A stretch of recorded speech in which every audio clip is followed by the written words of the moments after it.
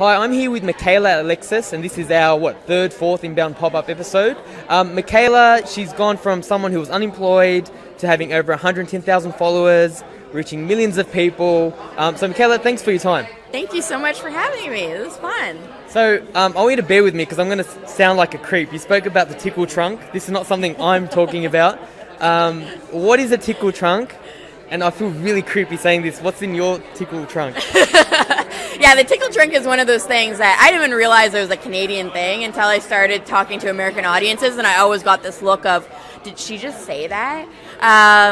It is not as creepy as it sounds. So in Canada, we have Mr. Dress Up. He's like a kid's character TV show. And he has this chest that's full of all sorts of fun props called his tickle trunk. And now, like that, it's like one of those things that, like, you know, when you're little, it doesn't seem creepy. But now that I speak about it, the more I speak about it, the creepier it gets. You can get arrested in Australia for sure. Yeah, talking about someone's tickle trunk. But I think that everybody should have a box of props. I think that everybody should have things that define who you are, that people can associate with you and your personality. So for me, I have the coffee mug, and I have my photobombing dogs, and I have a marble background. And all of these things are just ways for people to associate my content with who I am and my personality. I love that because I never thought about that, like from a point of differentiation. Yeah. And I love how when you speak about what you speak about, we're not talking about Instagram video here or YouTube. We're talking about on LinkedIn. So I love that. The second question was around, I didn't quite get this, so maybe you can help me out. You spoke about covering everything with strawberry jam. So what do you mean by that?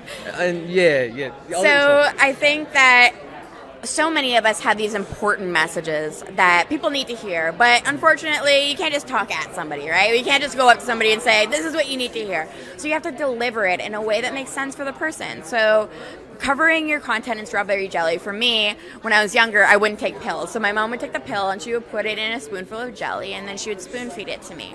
And I think of my content in the same way. So your message is that pill, and what can you wrap that pill with to make it more digestible for your audience? So I'm constantly adding ancient storytelling techniques, things like humor and relatability and surprise and outrage and all of these elements that just make that content more easy to deliver for that person, more impactful.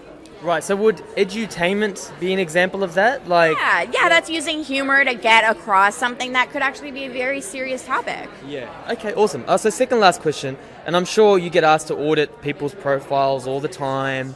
What's one or two of the biggest mistakes you see when you do audit a profile? The settings are a big one. That's a very unknown. Right. The settings, a lot of people will have their profile optimized, but their settings are set so that only their connections can see their profile photo, their background photo, certain elements of their profile, which isn't a great way to network, right? If we're looking at LinkedIn as like the world's largest networking event that's open 24/7, well, you probably don't want to show up with like a bag over your face when you go to a networking event, right? And the same thing is true for your LinkedIn profile. So a lot of people don't even realize that their settings are not set up so that they can be openly communicating with people. So I'd say that was the biggest thing. And from a content point of view, is it like people are really starchy, or what do you find?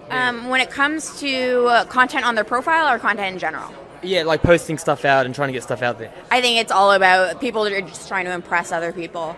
And it's kind of like when you go into a job interview, you're trying to say the right things. And you don't have to worry about saying the right things. You need to say the heartfelt things. And once you can change that and just focus on connecting with people as humans rather than just pitching them, then it makes all the difference in the world. I love that. You said it in the presentation as well. Connecting, not impressing. Yeah. Final question. I know, people always ask for silver bullets or magic pills, and I know it's different for different people, but what are you finding that's working right now with the algorithm in terms of content posting on LinkedIn? Well, I think one thing to completely avoid the algorithm completely is spend more time in your inbox. So many times we're like talking about how can I get more followers, but you have this amazing inbox full of connections that you already have with people, and most people are not nurturing those relationships. So there's one new feature that I really enjoy. It's a voice memo feature in your inbox, so you can send voice memos.